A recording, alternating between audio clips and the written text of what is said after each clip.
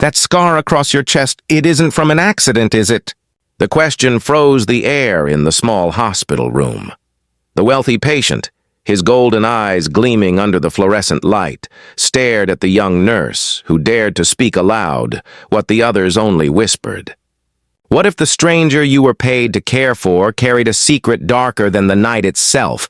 What if the man everyone feared turned out to be the one person destined to protect you and your child? This is not just a story about wealth and power. It is about a single mother fighting for survival, a daughter's fragile breath in the night, and a truth buried in blood and silence that will change everything. Her name was Grace Morgan, 29, night shift nurse at Cedar Ridge General. Single mother to a 5-year-old girl named Lily, who slept with her inhaler within arm's reach, and a stuffed rabbit that had lost one button eye 3 winters ago. Grace lived in a rented cottage at the edge of town, where the pine wind moved like an old hymn, and the porch boards remembered every step. The cottage was small, 2 bedrooms, 1 bath, a kitchen that hummed when the refrigerator kicked on, but it was theirs. Rent due on the 1st, utilities due on the 15th, groceries stretched with coupons and casseroles. A good month meant there was gas in the car and enough left for Lily's school book fare.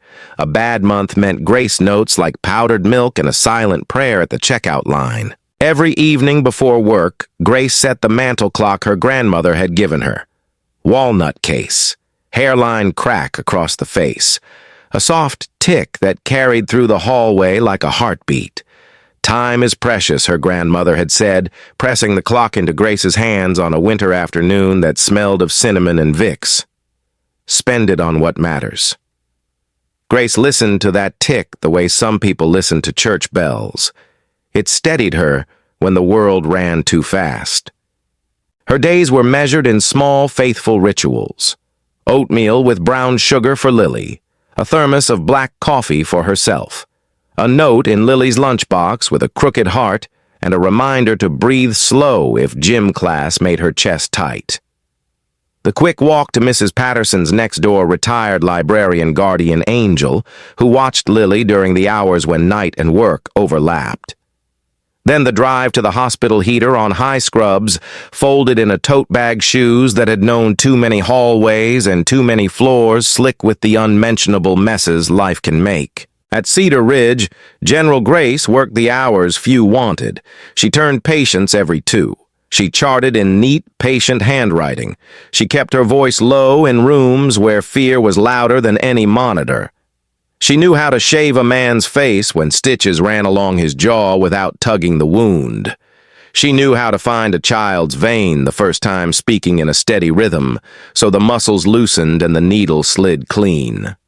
She knew when to say, "You're safe," and make it true for the length of a breath. She did not complain. Not when the shift ran long. Not when a doctor snapped and later apologized.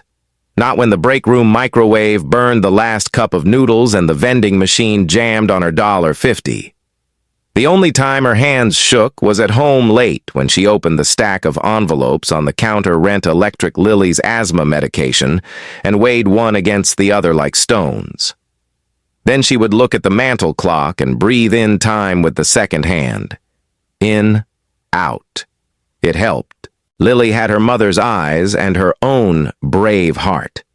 She drew pictures of blue skies and orange cats and a house with square windows and smoke curling from a chimney that never quite lined up. She loved storybooks about oceans and rescue boats. On windy days, she asked if the trees were singing to the birds or warning them. When her chest tightened in cold weather, she sat still and counted to 20, like the nurse at the clinic had taught her. "Mom," she would say afterward, quiet but proud, "I remembered to breathe slow." Grace would smile even when tears burned behind her eyes and answer, "That's my girl." There had been a time when another adult lived in the cottage. He left before Lily could form his name into something steady. It was not a dramatic exit, just a truth spoken into a morning that smelled of toast and regret. "I'm not cut out for this," he said, staring at the door as if it might open on its own. Grace did not argue. She packed a box. She signed her name on a paper that made the absence official. Then she learned to lift more, carry more, be more, because a child needed the earth under her feet to hold. On the night our story turns, the antiseptic smell clung to Grace's skin, no matter how long she scrubbed, and the October rain had lifted the scent of wet leaves into the kitchen.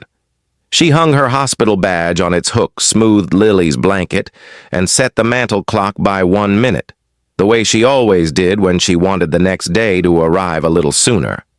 In the mirror by the door, a woman looked back at her pale from fluorescent light hair pinned in a quick twist, eyes older than her years. But there was quiet strength in the set of her shoulders. She poured a cup of grocery store red into a chipped mug because all the good glasses had cracked in last month's power outage. She told herself 2 things as the clock ticked and the roof tapped with rain.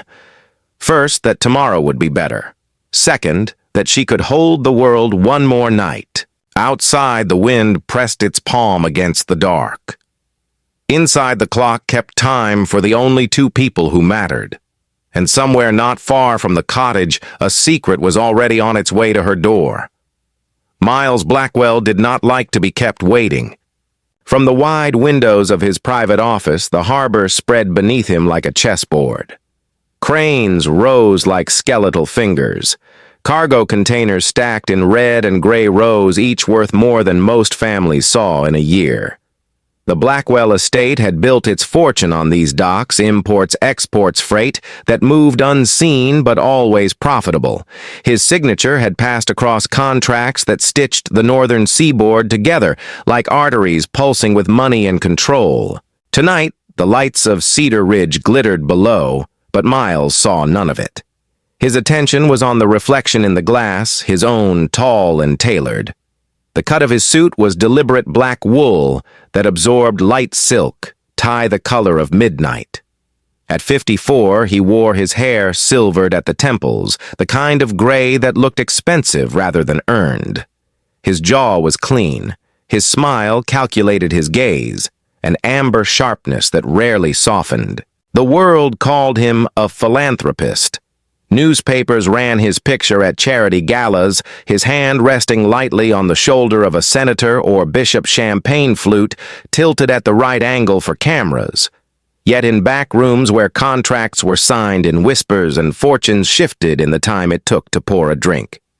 Miles Blackwell was something else entirely. Ruthless, exacting. A man who believed loyalty was purchased, never given freely. His empire stretched beyond shipping. Hospitals, construction firms, the very utilities that powered Cedar Ridge carried his silent signature. His reach was long enough that most people never realized when his hand brushed their shoulder or closed around their throat. Opposition did not concern him. It never had. The few who tried found their credit, ruined their businesses, foreclosed their families, quietly moved to other towns. Blackwell had perfected the art of making dissent disappear without ever lifting his voice. He smiled and doors opened. He frowned and doors closed forever. Still, the last 6 months had left him restless. The harbor books did not balance. Containers went missing, signed into existence by names that should never have touched ink. He suspected betrayal. His board, once loyal, now whispered behind his back. His patience thinned like the stem of a crystal glass held too tightly. Then came the accident. That was what his people called it, though Miles knew better. 3 claw-like gashes across his torso, deep enough that any normal man would have died before reaching the ER. He had driven himself there, blood soaking into the leather seats of his imported car, and watched the nurses scramble as though they had never seen wounds like his before. He remembered her, the nurse with steady hands. Grace Morgan. She had not flinched when he grabbed her wrist. She had not looked away when he said, "Most people fear touching me." He had studied her face even as the world tilted with pain and rage. A single mother, he later learned. Poor, vulnerable. But with eyes that held a quiet defiance, the kind that made him wonder if she understood more than she should. That night he had left her a gift.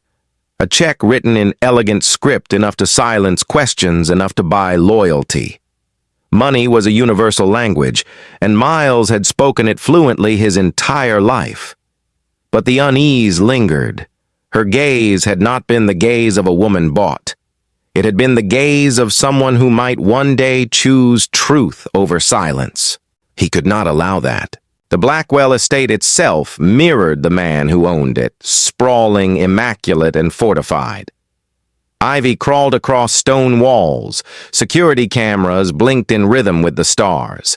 Inside, marble floors reflected the glow of chandeliers, each crystal drop like frozen rain. Servants moved quietly, their steps soft, their eyes down.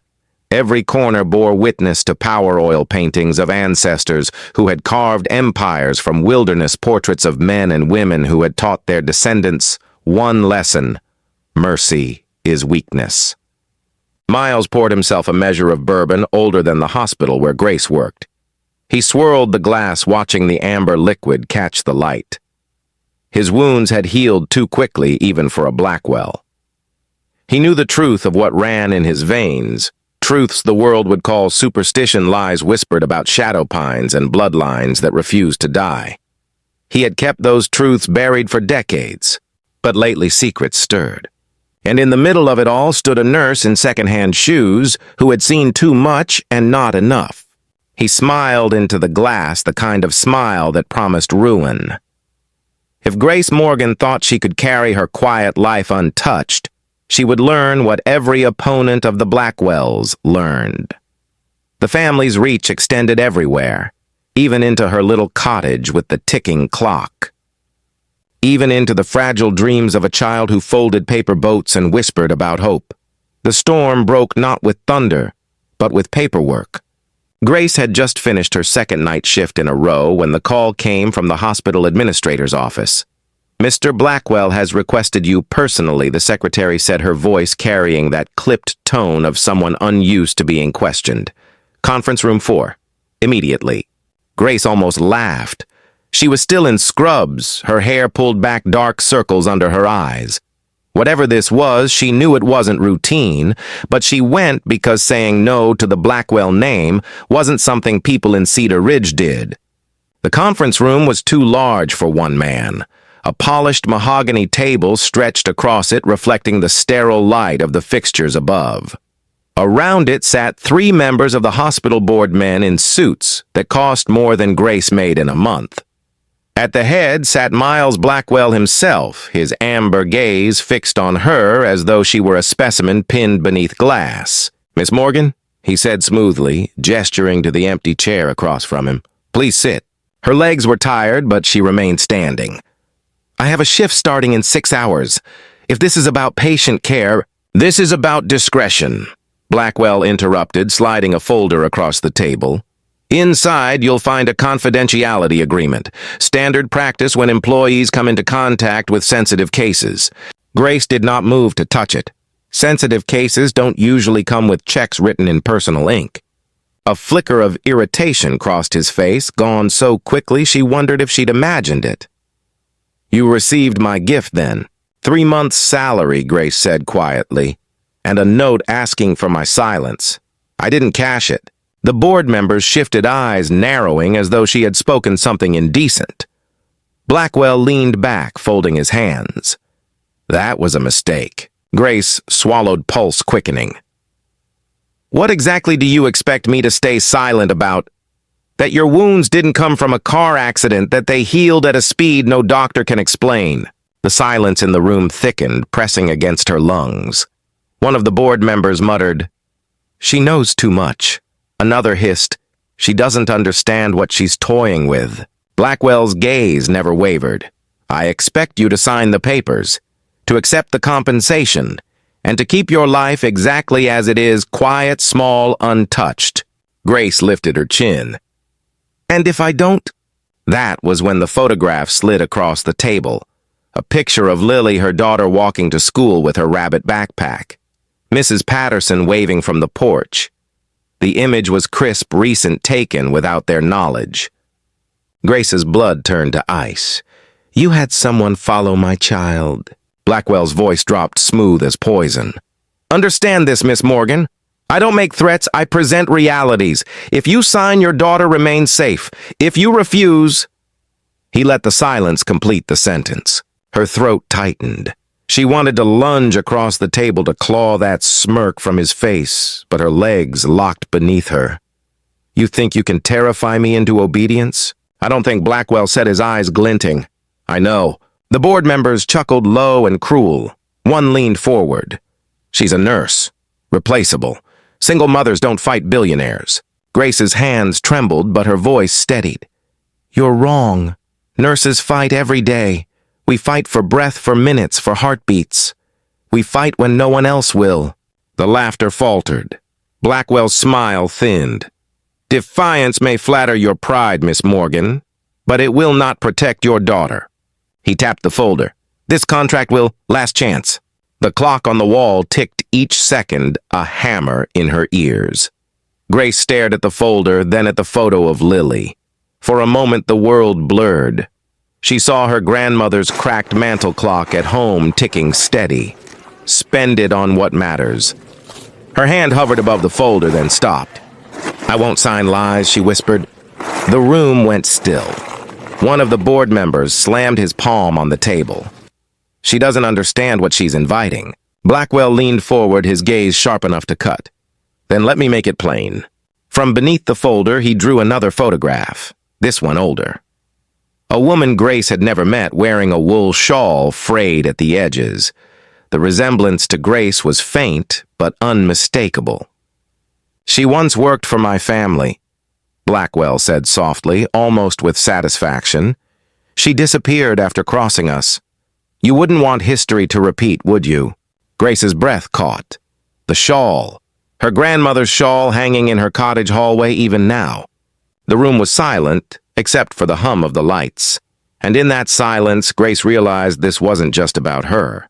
This was about her bloodline. Her grandmother had lied. Time was precious, yes. But there were truths buried in that ticking clock she had never been told, and Blackwell knew them all. The photograph lay between them like a live wire. The woman in the image wool shawl, wrapped tight against a winter wind, was younger than Grace remembered her grandmother being, but the face was unmistakable. The strong cheekbones, the eyes that seemed to hold back more than they revealed. That's... My grandmother Grace whispered the words catching in her throat. Miles Blackwell's lips curved not in kindness, but in triumph. Eleanor Morgan.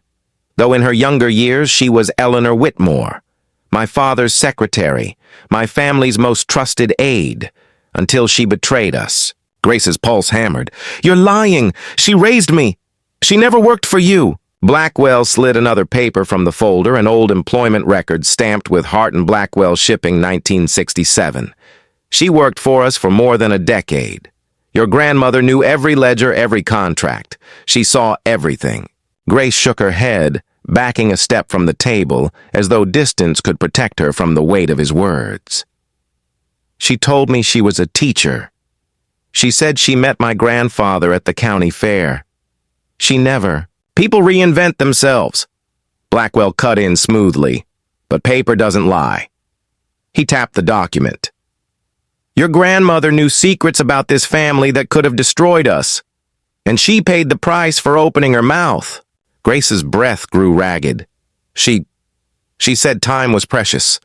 She gave me her clock, told me to spend it on what matters. That was her only lesson. Blackwell's gaze sharpened. Did she mean something more? Did she leave you anything else? A letter? A key? A name? The boardroom blurred as memories crashed over Grace, her grandmother's hands pressing the clock into hers, the urgency in her voice, the way she had looked over her shoulder that night as though someone might be listening. The clock, always ticking in the hallway, always steady. Her stomach twisted. Had she missed the message all along? Blackwell leaned forward, voice low and venomous. Your grandmother thought she could protect her family by running. But blood has a way of dragging you back. You, Grace Morgan, are tied to this empire whether you like it or not. Grace's vision blurred with tears she fought to hold back. She wanted to scream at him, to throw the folder across the room, to claw away the smirk that told her he'd won. Instead, her voice cracked like brittle glass. What happened to her? The board members exchanged glances, unease flickering in their eyes. Blackwell let the silence stretch, savoring it.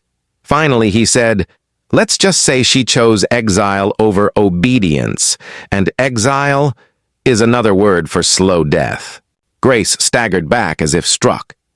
The chair behind her tipped and clattered to the floor. Her grandmother had carried secrets to her grave, and now the man across from her dangled them like chains.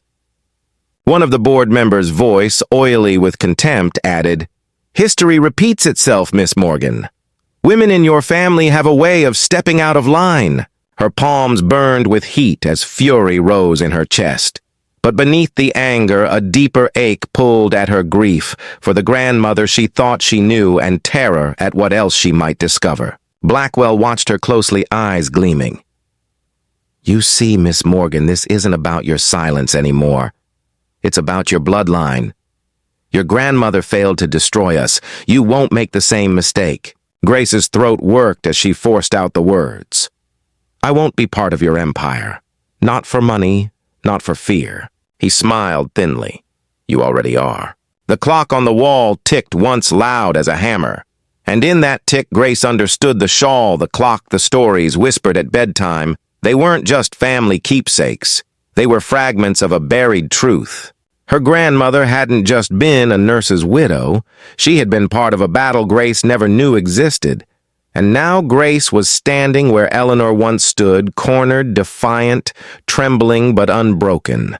The room was silent, but Grace's heart was not. It pounded with the force of revelation, each beat saying the same thing: everything I believed about my life was a lie.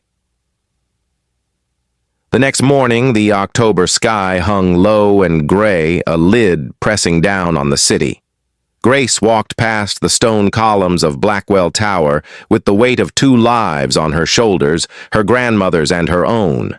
The envelope of documents Miles had flaunted at her still burned in her purse, though she had no intention of keeping his poisoned gifts. But fate wasn't done with her. When she returned to her small cottage that evening, a package waited at the doorstep. Brown paper, twine tied tight. The handwriting across the label made her knees buckle. She knew it instantly, her grandmother's. Inside was the old clock. The very same one she had left on her hallway shelf that morning. Only now it had been opened, its brass casing unscrewed, and tucked inside was a folded letter, yellowed but intact. Grace's hands trembled as she opened it. The words written in Eleanor's slanted hand stole her breath. "My dearest Grace, if you are reading this, it means time has run its course. I could not tell you while I lived for fear they would use you as they used me. But you deserve the truth. I once worked for the Blackwells. I kept their ledgers. I saw the blood money, the bribes, the shipments that vanished in the night. When I tried to stop it, they silenced me. Your mother was taken from me because she knew too much. She did not die of illness, Grace. She was erased. And I have lived with that silence ever since. You carry her eyes, her fire. Do not let them steal your voice as they stole hers. The Blackwells are powerful, but even empires fall. And when they do, it will be because of people like you, people who still believe in truth. Tick-tock, my darling. Time belongs to you now." The words blurred as tears fell onto the paper. Grace pressed the letter to her chest, her sobs shaking the small kitchen walls. Then another knock at the door, sharp, demanding. She wiped her face, shoved the letter into her pocket, and opened it. A man stood there, gray suit, hard eyes.